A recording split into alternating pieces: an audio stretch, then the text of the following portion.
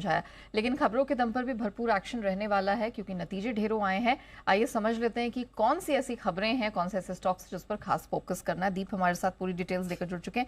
दीप, पहले तो बाजार बंद होने के बाद जो नंबर्स आए उनका एनालिसिस रख दीजिए। ओएनजीसी से करते हैं शुरुआत। यहाँ पर हर पैमाने पर देखें तो नंबर्स अनुमान से कमजोर हैं, सिर्फ मुनाफा आपके लिए अनुमान से बेहतर आते हुए दिखा है। रेवेन्यू 4% गिर कर आया, हमारा अनुमान था कि हल्की बढ़त के साथ आना चाहिए।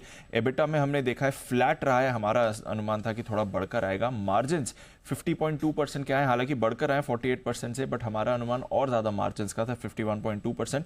मुनाफा जरूर आपका अच्छा आया है, 11,000 ऑलमोस्ट 12,000 करोड़ पर आया है, हमारे अनुमान से बेहतर है क्योंकि अदर इनकम इनकी डबल हो गई थी और टैक्स एक्सपेंसेस थोड़े कम आपको आते हुए दिखे थे।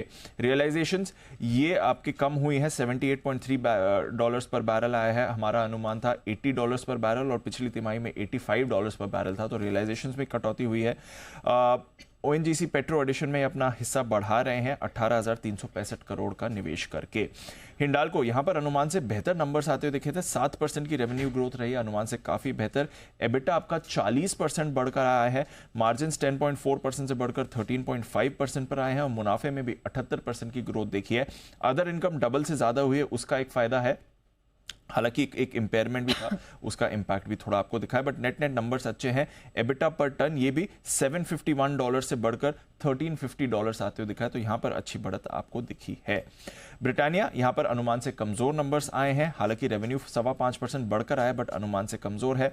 एबिटा 10% गिर कर आया है, मार्जिन 19.7% से घटकर 16.8% है, अनुमान से काफी खराब, और मुनाफा भी 10% गिरा है। वॉल्यूम ग्रोथ ठीक थी, 8% आई है, अनुमान 9% का था, बट कमोडिटी प्राइस इन्फ्लेशन की वजह से एबिटा और मार्जिन्स पर आपको प्रेशर जरूर दिखा है।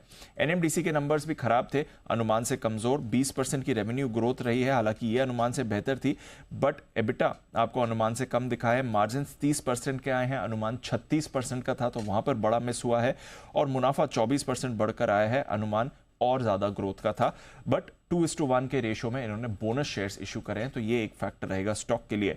हिंदुस्तान कॉपर के नंबर्स अच्छे थे, 36% की रेवेन्यू ग्रोथ आपने देखी है, एबिटा 25% बढ़ा है, मार्जिन थोड़े कॉन्ट्रैक्ट हुए हैं, बट उसके सामने मुनाफा आपके लिए 67% बढ़कर आया है।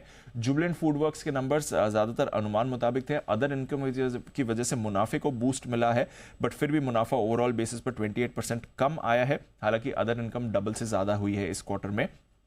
रेवेन्यू आपका 9.25% बढ़कर आया है अनुमान मुताबिक, एबिटा आपका फ्लैट रहा है, मार्जिन्स आपके थोड़े अनुमान से बेहतर रहे हैं। डोमिनोज इंडिया का रेवेन्यू 8.1% पर ग्रोथ करते हुए दिखा है, और सेम स्टोर सेल्स ग्रोथ करीब 11.5% की रही है। रैमको सीमेंट यहां पर अनुमान से बेहतर नंबर्स आपको आते दिखे, हालांकि ओवरऑल 12.5% रेवेन्यू गिरा है, बट अनुमान से काफी बेहतर था।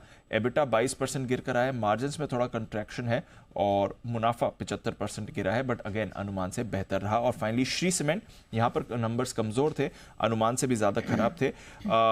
रेवेन्यू आपका करीब 18% गिर कर आया है, अनुमान से कमजोर, 32% एबिटा गिरा है, मार्जिन्स में आपको कॉन्ट्रैक्शन दिखा है, और मुनाफा आपका 81% गिर कर आया है। तो बहुत सारे नंबर्स निकल कर आए हैं, मार्केट खुलने के साथ इनका इंपैक्ट जरूर दिखेगा। दीप, आज कौन सी खबरें हैं जिन पर खास नजर रखनी है? तो दो अहम मैक्रो डेटा आने वाले हैं। सीपीआई अक्टूबर का एस्टिमेट है 5.8% पर आएगा, और इंडस्ट्रियल प्रोडक्शन डेटा आएगा सितंबर का, 2.5% ग्रोथ का अनुमान है। नतीजों के लिहाज से आज थोड़ा हल्का दिन है। 3 वायदा कारोबार की कंपनीज हैं, बॉश, मदरसन और जाइडस लाइफ साइंसेज, इसके नंबर्स आएंगे। सिग्निटी जो कोफोर्ज का ओपन ऑफर है उसका आज आखिरी दिन है, और सजिलिटी इंडिया इसकी लिस्टिंग होने वाली है। 30 रुपए का इशू प्राइस है, और कुल सब्सक्रिप्शन इसको 3.25 गुना मिला था। आईजीएल यहां पर डिविडेंड एडजस्टमेंट होगा 5.5 रुपए का। नीवा बुपा, इसका फाइनल सब्सक्रिप्शन फिगर आ गया है, 1.8 टाइम्स पूरा आईपीओ सब्सक्राइब हुआ है, जहां पर 3.25 गुना रिटेल सब्सक्रिप्शन आपके लिए रहा है। वेदांता, खबर आ रही है कि ये display glass unit Evan straight में करीब 4,200 करोड़ रुपए का निवेश करने वाले हैं। सेमीकंडक्टर डेवलपमेंट की एंसिलरी कंपनी ये रहेगी, रॉयटर्स के हवाले से ये खबर आई है। वॉकहार्ट, कल इसका क्यूआईपी बंद हुआ है, इशू प्राइस 1105 का है, जो कि कल की क्लोजिंग से देखें तो करीब 9.5% के डिस्काउंट पर है। कुल 1,000 करोड़ रुपए इन्होंने क्यूआईपी के जरिए जुटाए हैं, जिसमें Tata mutual fund, HDFC mutual fund, बंधन और एचएसबीसी जैसे नाम शामिल हैं।